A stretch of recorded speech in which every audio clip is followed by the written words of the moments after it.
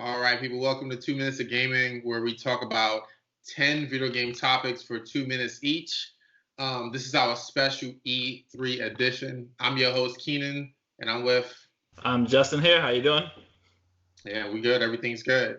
All right, we got a jam-packed show. I was just talking to Justin off air that there's so many topics that we just can't fit them all. So we're going to just do our best to give you guys the definitive E3 experience, E3 show. I want to start at the top because everyone's always interested. We're always talking about new consoles. Last month, the monthly show, we spoke about PS5. This time, Project Scarlet, which is Microsoft's new console, has just been announced officially. We all kind of knew they were going to do something.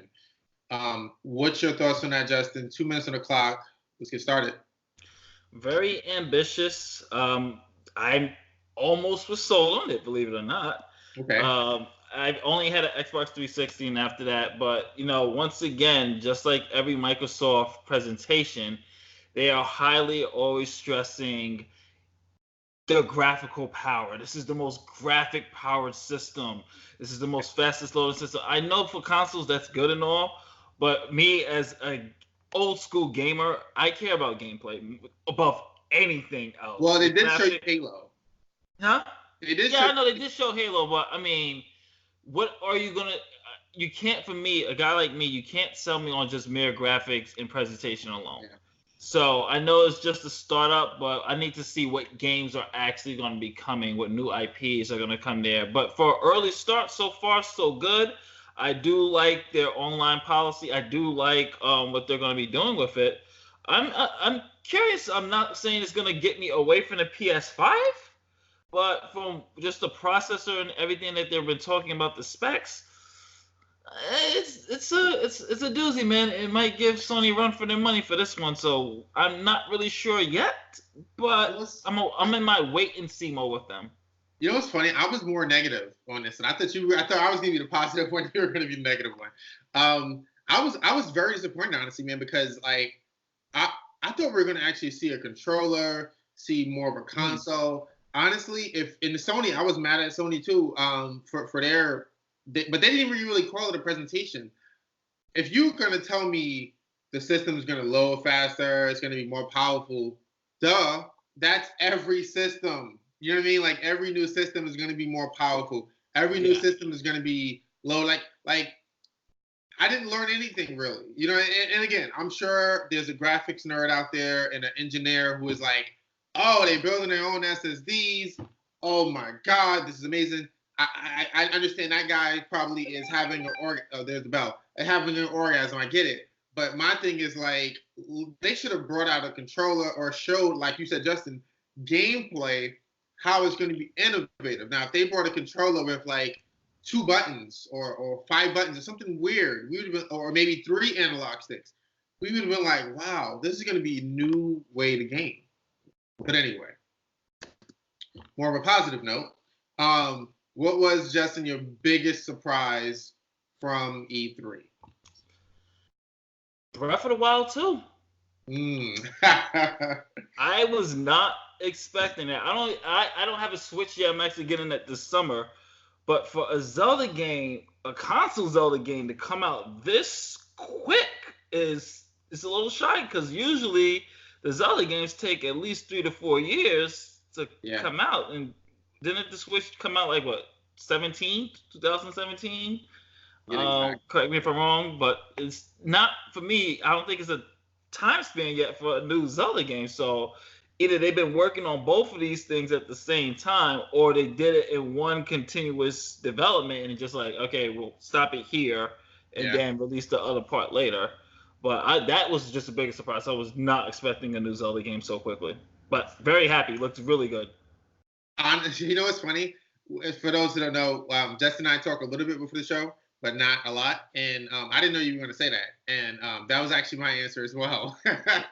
I'm trying not to have the same answer on these things. But, I totally agree. I think it was 2 years since the first Breath of the Wild came out. Honestly, Nintendo is not really known for, A, quick sequels, B, direct sequels to Zelda. Now, if they would have came out with another Zelda game that had like a different name or was some kind of weird spinoff, like, okay, I get that. That's more of a Nintendo move.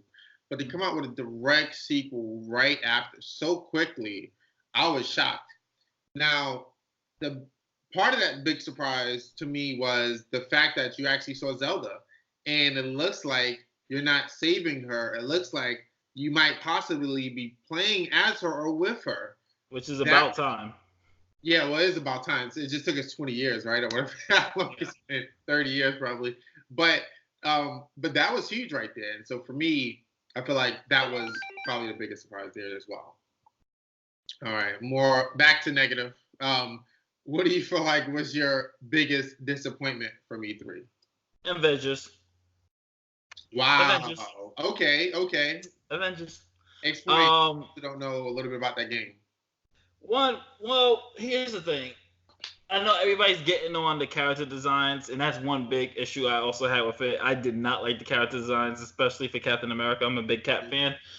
I wanted to see more gameplay, and the fact that the gameplay was hidden, and then it leaked online. People leaked it online, but the gameplay was open for the public for the showroom floor. Why not just do actual gameplay footage?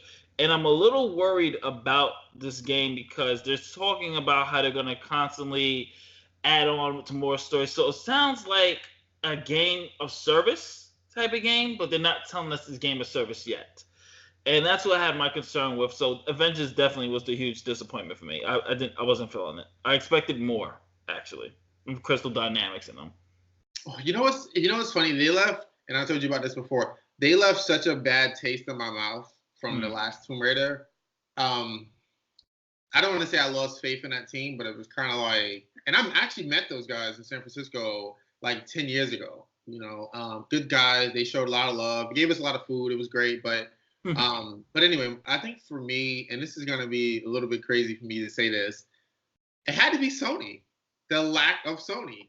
Now, I felt like I was abandoned. You know what I mean? Because, you know, Microsoft came out, you know, they showed their stuff at their conference. Nintendo did, which we're going to talk more about a little later, amazing at their conference. I mean, not conference, but their little. And I thought Sony was going to do something, like maybe not obviously be there, but at least maybe announce something to kind of you know, help us or you know, I mean, they gave us the State of Play, which is a huge video game sale for those who don't know. I got to show you my new controller, by the way. I bought a new gold controller, but it's pretty sick. And I know you bought some stuff too, but I just wanted them to, again, I don't know if I wanted them to announce the PS5 stuff, but I just felt like it was something missing. It was Sony. So. All right.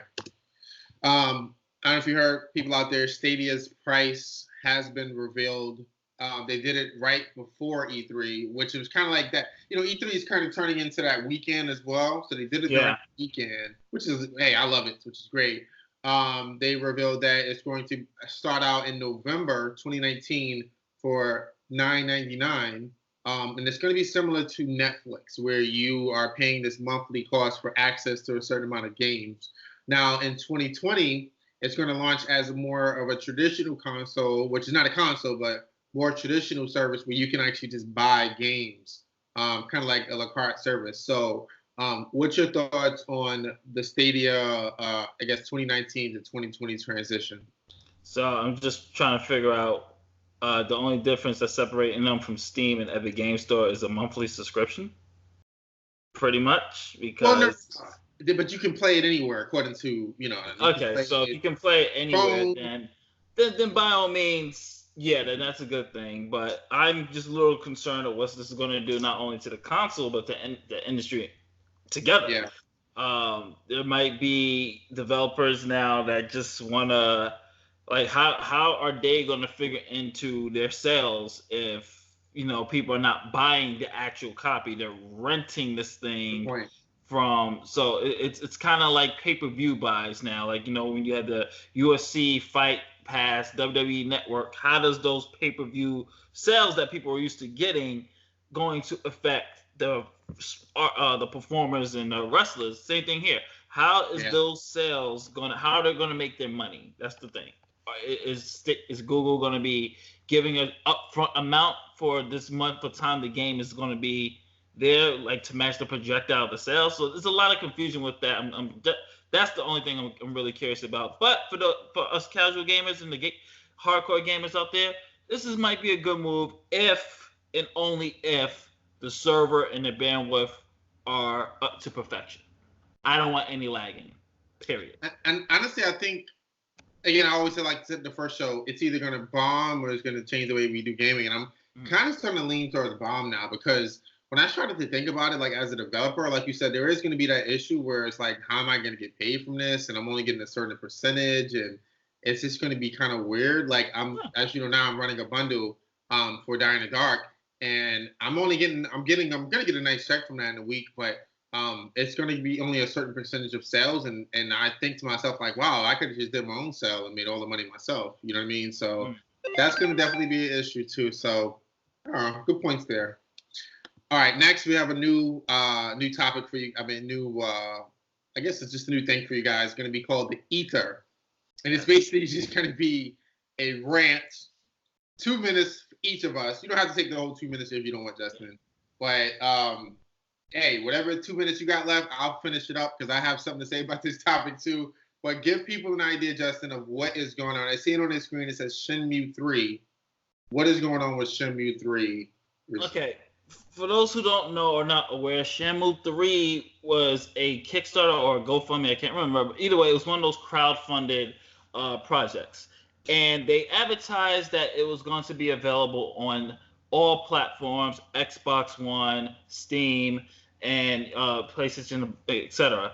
But the problem is now after they reached their goal, they have decided to sign an exclusive deal with Epic Game Store, totally removing the game from Steam. So people who crowdfunded the money in hopes of getting a Steam copy, which they did advertise that you will get a Steam copy, will now have to sub and move to Epic Game Store. This is becoming a trend with the PC gamers and the PC developers that I am sick and tired of. If you are going to exclusively sign with Epic Game Store, I understand you get a bigger cut, then do that from the jump. Do not advertise something saying it's going to be on Steam or it's going to be on other platforms available to people, and then you just pull out. I'm not a lawyer or anything like that, but I smell a lawsuit. You know, people can probably go after them for that. Or if you have to at least refund their money, because that's disgusting. That means you use their money, you develop the game, and then you go, oh, okay, you know what? We're not going to put it over there, but thanks for your cash. To me, that's just disgusting. And this is not the first time this happened. This has been happening ever since Epic Game Store has released their product. So it's just disgusting. That's my little ether right now. It's sickening. Yeah, I just want to piggyback off that too, because I'm somebody who, again, if you guys don't know, I'm going to repeat it over and over. Big Sega guy, and it's sad because I literally had Yu Suzuki, who, for those who don't know, is the developer, or the main developer on Shenmue 3. I had his posters on my wall as a kid. He is one of the best developers, designers, producers of video games in history. But, I mean, he does not know how to run a business. And when you're looking at, you know, developer and then businessman, those are two different things. And it's showing that his business has some problems. Next ether is kind of back along that Sega line. So we just get right into it. For those who don't know, Phantasy Star Online 2 was announced for the Xbox as a US exclusive, and Panzer Dragoon, the remake of Part 1, was announced for the Switch. I think that's exclusive too, right, Justin? I think exclusive to the Switch, yes. Okay. Both stupid moves. Okay, now here's the thing. Sega. You know what, Justin? I think next show I'm gonna try not to talk about Sega. For those, like I said, I am the biggest Sega fan that you probably know, that you see on a consistent basis, and it breaks my heart. Phantasy Star Online was and still is my favorite online game of all time. Okay, we played Phantasy Star Online on the Dreamcast so much every night. My mother used to scream at me because I used to tie the phone lines up. We had a crew of guys that we had a gang. People used to beg us to be part of a gang. I played the hell out of that game. Guess what, Justin? That was 20 years ago. Why do I want a sequel now? You give us a sequel in 2012 only for Japan. Stupid move, Sega. Then you want to bring this game out 20 years later? Nobody cares. Too late. Xbox One at that. What's that? To a console that doesn't have that much JRPG fans. It's not even a Japanese. Exactly. All right. I can go on forever for that. Now, I got 20-something seconds for Panzer Dragoon. I love Panzer Dragoon. My favorite game of all time is Panzer Dragoon Saga, which is part 3 in that the franchise. Why are you bringing back the first one? That is the wackiest one. Part 2, you had a choice of which direction you wanted to do. Part 3 was one of the most amazing games ever as an RPG. Part 1 is linear as hell. Here's the bell. And it only worked in 1995 when it came out. It is 2000 and about to be 20. Why is this game coming out? This is the worst way to reintroduce the world to Panzer Dragoon. I'm done. Next. I'm pretty sure we're going to OT real quick with this. I'm just saying. Okay, go for OT. Go for OT. I'm pretty sure they are building this one from the ground up. So it looks good for the Switch. I'm optimistic about it. You can be optimistic, Justin. You're going to see. I'm telling you, they can build it from the ground up. It's still going to be the same linear experience on-rail shooter, which is great for 1995. It's not going to do well. I'm telling you, Justin. Panzer Dragoon Saga, you're going to love that game. But that's not ever coming out because Sega lost the source code. Anyway. That's another day. 3 cool games, Justin, that you saw that you want to maybe show some love to, bring some attention to. Me 3. All right. Before I begin, does that include my favorite game, or I could just choose? Don't matter. All right. First up, actually Final Fantasy VIII, the remastered. I want to draw attention to that. I think that is a sleeper Final Fantasy that I think all JRPG and Final Fantasy fans should play. If you've never played 8 is not as good as 7, 9, and 10, but it's still a solid entry. I will definitely check it out. I will say, what is that? I can't remember this indie game that had my eye. The indie game where the guy was talking to his it's something 12 hours or something like that. 12 minutes, yeah. Yeah, 12 minutes. That looks really good with the time loops and everything else like that. That has me very, very intrigued. And then you know what? I'm gonna go with Pokemon, the Pokemon game from the Nintendo Switch. It looks really good. It looks really, really good. Really excited. That's actually the reason I'm getting the Switch. It's not for Zelda. I actually want to play Pokemon again. So definitely want to check that out. Cool. I got to piggyback what you said again. We didn't talk about this before, but I also had 12 minutes on my list as well. Really cool indie game. For those who don't know, check it out. 12 minutes. You're stuck in this loop, and you have to figure your way out of it, which is really, really cool. I'm shocked you didn't say Tales of Arise, Justin, the new Tales game. Yes. Tales, for those who don't know, Justin and I, we pretty much beat and played every Tales. Pretty much. Tales is great. This one, like I said, looked like they're bringing it to another level. And my last game, again, I'm surprised you didn't talk about this one either, Justin. Ghostwire Tokyo, which was from for those who don't know, the creator of Resident Evil, went over and this looks so innovative, this game. Basically, we don't really know a lot about it, but you're playing in Japan where people are just randomly disappearing and dying. Really cool story. All right. So, Justin, who do you think benefited the most from E3, in your opinion? Believe it or not, Square Enix. I think their presentation, they fired on all cylinders. They did. I mean, they made sure that it was look, to me, they had some of the best games. And I'm not just saying that because I'm a JRPG guy, But they made sure it's like, look, this is what you guys are gonna be getting. You guys are getting Final Fantasy VII Remake. You guys are getting 8. You guys are getting Crystal Chronicles. You guys are getting the Avengers, even though it was disappointing.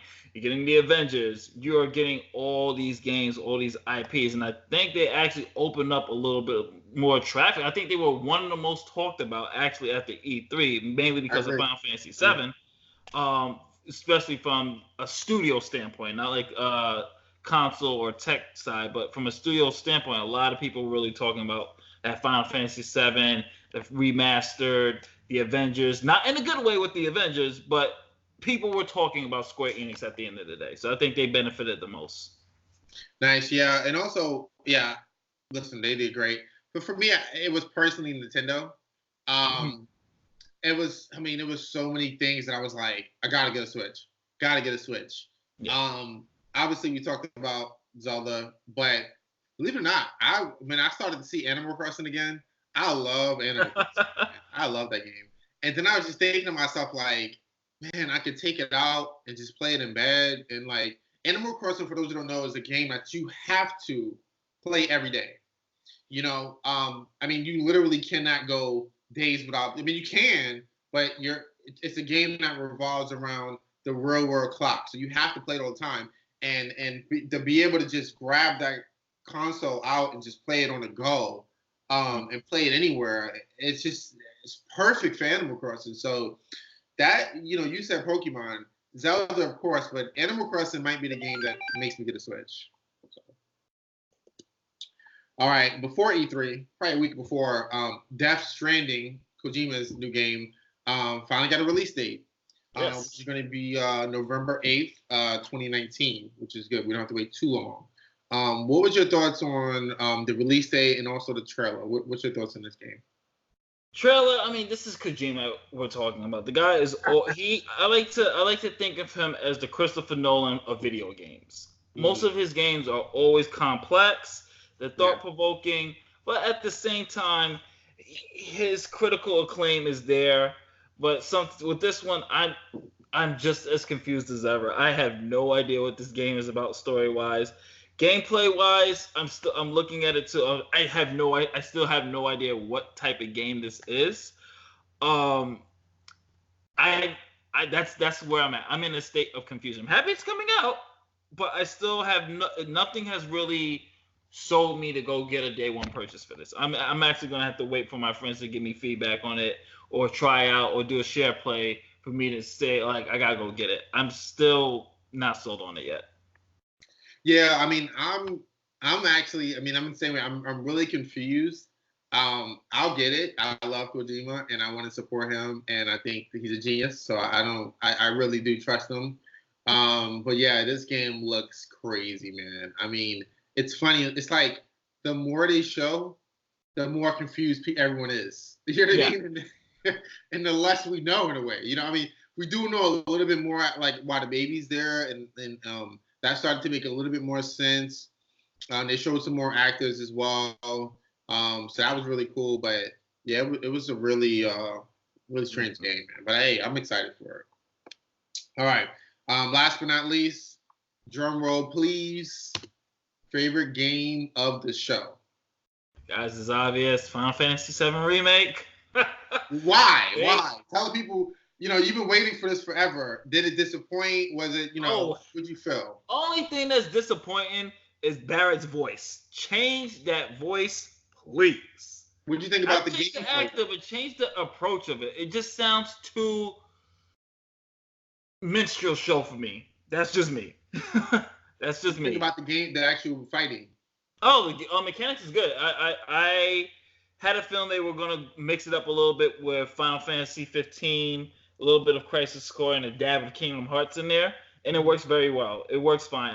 I was not expecting a turn-based combat system for this, and I think the graphics, and it seems the story has changed a little bit, because they said that this one is going to be mostly in Midgard, so they basically going to be exploring and expanding a little bit more, probably giving Aerith a little bit more time, no spoilers, before that critical moment happens. So I'm really excited about it. It looks brilliant. Whole new cast as well. It's It's brilliant, man. It's everything I've been waiting for since they first announced it. I'm just hoping that they include a little bit of Crisis Core and a little bit of Avid Children to really make it a full Final Fantasy VII package, but we'll see. Only time will tell. Yeah, believe it or not, Justin, for me, my game of the show was Madden. No, I'm Wait, joking. what? That game, hell no. I'm joking. Oh, okay. Yo, No, don't do that. I'm not going to diss Madden 2 weeks in a row. Maybe I am. But anyway, no, it was definitely Zelda. Again, just because I like to be shocked, I kind of expected Final Fantasy to be there. I'm getting it day one. That's no question about that. But Zelda just, again, I have to get my Switch, and this is really just solidifying it. So, but Justin, thank you for making this show happen. We can always, as can talk forever. But before we go, any last words or anything you want to speak on? Yeah, definitely. You guys better mark your calendars. March 3rd, 2020, Final Fantasy VII Remake. That's a must. I'm definitely going to get a Switch now. There's too many games now. Now it feels like the Switch is back into its GameCube era type of days. So now I could definitely get a Switch now. That's a must for me. I'm going to get it next month. Yeah, and like I said, I second that. I'm not sure when I'm going to get my Switch, but I'm definitely getting it this year. Yeah, and thank you guys for listening. And as you know, you can find us on social media. We'll be plugging this, and feel free, guys, if you guys disagree or you guys have a favorite game that you want to speak on, or maybe something that we forgot to talk about. We forgot to talk about SpongeBob. That game does look good. It's an open world SpongeBob game. Bikini Bottom. So yeah. We're not talking about SpongeBob. Anyway, guys, leave it in the comments. Subscribe, like. It just we like, again, we're gonna respond back. We want to hear you guys' opinions. And we're very, like Justin knows, we're very interactive. So, all right, guys. Later days.